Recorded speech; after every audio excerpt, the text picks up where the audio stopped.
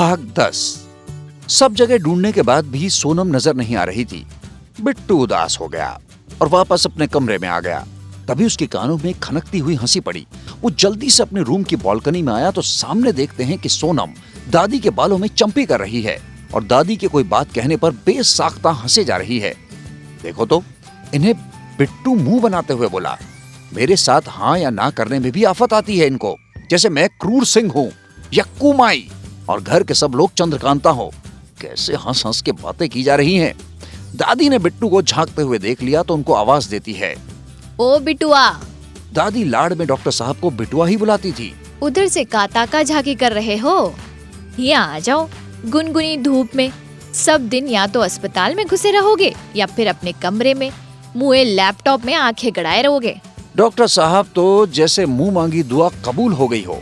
आज उनको दादी का बिटुआ कहना भी बुरा नहीं लगा और बोराए से पीछे लॉन में पहुंचे गए। दादी ने कहा, बच्चा कभू कभू खुली धूप में भी ले लिया करो, हमेशा ब्लोअर की गर्म हवा ही खाते हो।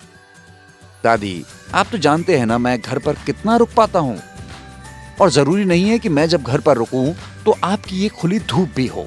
डॉक्टर साहब अपनी सफाई में बोल रहे थे। अच्छा ये सब छोड़, मैं क्या कह रही हूँ कि लगे हाथों तू भी चंपी करवा ले सोनम से। इसके हाथ में तो जादू है और इसी बहाने ये यहाँ ज्यादा समय रह लेगी। नहीं तो राधिका के मायके वाले रिश्तेदारों ने बेचारी बच्ची को अच्छा खासा शेफ बना दिया है। दादी हल्की नाराजगी के साथ बोली, कभी कोई फरमाइश तो कभी कोई। अरे ये भी नहीं सोचते कि वो लड़की थक भी जाती होगी इनकी फालतू की डिमांड पूरी करते करते। मैं तो तैयार हूँ दादी, पर अपनी लाडली से पूछ लीजिए वो तैयार है या नहीं। उसने फिर से शरारत भरे लहजे में कहा। तो सोनम ने कहा कि जब दादी कह रही है तो हम मना नहीं करेंगे। वाह, इसमें भी एहसान। ये लड़की ये भी तो कह सकती थी कि हाँ मैं चंपी कर दूंगी। बिट्टू मन ही मन बड़बड़ाया। फिर वो सोनम की तरफ बैठने के लिए झुका तो सोनम एक और सिमटने लगी। डॉक्टर साहब धीरे से बोले, डोंट वरी, सिर्फ मैं आपके पास नीचे बैठ रहा हूँ जिससे आप आसानी से मेरे सर तक पहुंच जाएं। दादी ऊंचा सुनती थी तो उनको इस कन्वर्सेशन के बारे में कुछ पता नहीं चला।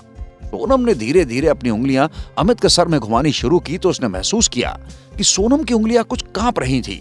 डॉक्टर साहब ने उसका हाथ पकड़ लिया और कहा कि अगर आप अनकंफर्ट महसूस कर रही हैं तो रहने दीजिए। एक तो वैसे ही उसकी उंगलियां कांप रही थी, ऊपर से बिट्टू महाराज जी ने सोनम बेचारी का हाथ और पकड़ लिया और वो भी दादी के सामने। हालांकि दादी आंखें बंद किए हुए झपकी ले रही थी, उसकी नजरें ही ऊपर नहीं उठ पा रही थी तो बोलती कैसे। बड़ी मुश्किल से बस इतना ही कह पाई, हम कर रहे हैं। और उसने चंपी करना शुरू कर दिया। जैसे जैसे सोनम के हाथ चल रहे थे वैसे वैसे ही बिट्टू की आंखें बंद होती जा रही थी। कुछ देर बाद सोनम ने धीरे से कहा, हो गई। तो डॉक्टर साहब ने आंखें खोली और सोनम से कहा कि वाकई दादी सच कह रही थी, तुम्हारे हाथों में जादू है। सारा तनाव भाग गया। अच्छा सुनो, अमित ने सोनम से पूछा, तुमने मेरी सॉरी का जवाब नहीं दिया, मतलब मुझे माफी मिलेगी या नहीं। सोनम ने इस बार उसकी तरफ एक नजर देखा, फिर तुरंत ही उसने अपनी नजरें डॉक्टर साहब के चेहरे से हटा ली। चंपी करने की वजह से उसके बाल माथे पर अटके हुए थे और वो सोनम को उन्हीं गहरी नजरों से देख रहा था। सोनम की धड़कनें फिर से तेज हो गई थी और उसने आहिस्ते से बिट्टू की नजर बचाकर अपने तेजी से धड़कते दिल पर हाथ रख लिया। इससे पहले कि अमित फिर से कुछ कहता कि वहां पर राधिका जी और बुआ जी आ गई और बिट्टू को बिखरे बालों में देखकर बुआ जी बोली, का हो बिट्टू जी, का या घास में ही सो गए का? तो बिट्टू ने कहा, नहीं बुआ जी, घास पर सोना मेरे लेवल का नहीं है। वो तो दादी ने इंसिस्ट किया तो बस बालों में थोड़ा तेल लगवा लिया, वरना यू नो ना, I don't like all this nonsense. उसने सड़ा सा मुंह बनाया और वहां से चला गया। सोनम मनी मन बोली, हम ही बेवकूफ हैं जो इतनी जल्दी किसी डिसीजन पर आ जाते हैं।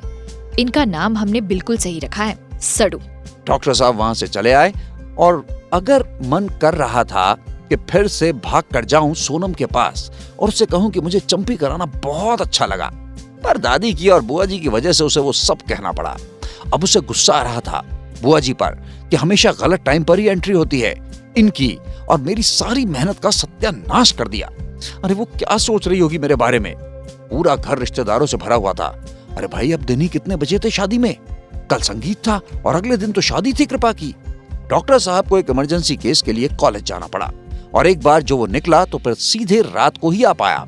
उसके जाने के बाद सोनम और राधिका जी और दो एक महिलाएं बाजार जाकर संगीत में जरूरी सामानों की खरीदारी करने चली गई। शाम से ही संगीत के लिए शामियाना बांधने का काम होने लगा। आखिर यही तो एक आखिरी रात रह गई थी मस्ती करने की, और सोनम के लिए कुछ ज्यादा ही खास, क्योंकि सोनम की कृपा के साथ मस्ती करने की आखिरी रात थी। जैसे जैसे टाइम बीत रहा था, एक एक सेकंड कम होता जा रहा था सोनम और कृपा के साथ का। सोनम सोच रही थी कि जब कुछ एक महीनों के साथ में उसे कृपा की इतनी आदत हो गई है तो उसे इतना खराब लग रहा है, तो फिर आंटी, अंकल, दादी और डॉक्टर साहब का क्या हाल हो रहा होगा। वो सब अपने आप को काम में बिजी रखे हैं ताकि उन लोगों का ध्यान इस तरफ ना जाए। उफ, कितना मुश्किल होता है ना उस आंगन को हमेशा के लिए छोड़कर जाने में, जहां हमने अपनी इतनी सारी खूबसूरत यादें बनाई, पूरा बचपन अपनी इन शरारतों के साथ बिताया। कैसे एक पौधे को उसकी जड़ से अलग करके एक नए आंगन में गाड़ दिया जाता है। और ये सब सोचते सोचते उसकी आंखें भर आई। तभी उसके कंधे पर मां ने हाथ रखा और भरे हुए गले से पूछा, क्या हुआ? मत सोचो इतना लाडो, हर लड़की के जीवन में ये दिन आता है। तो सोनम ने कहा कि आंटी जी, बहुत ही गंदी रीति है ये। हम क्यों अपनी माँ पापा और सबको छोड़कर किसी अनजान के साथ हमेशा के लिए चले जाएं? उसने राधिका जी के गले लगते हुए कहा, हम नहीं जाएंगे कहीं भी किसी के साथ, यही रहेंगे हमेशा आप लोगों के साथ। और वो रोने लगी। तब मां ने उसके सर पर प्यार से हाथ फेरते हुए कहा कि ठीक है बेटा, हम आपको कहीं नहीं जाने देंगे, पर उसके लिए हमें आपके पापा से बात करनी पड़ेगी ना।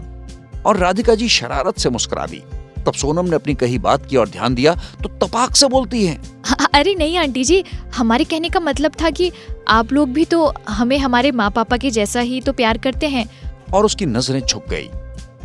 क्यों परेशान कर रही है मेरी सोनम को? दादी ने माँ से कहा तो माँ ने कहा, कुछ नहीं माँ, अपनी बिटिया के साथ थोड़ी मस्ती कर रही थी। दादी ने कहा, वैसे भी तुम्हारे मायके वालों ने बेचारे की नाक में दम कर रखा है।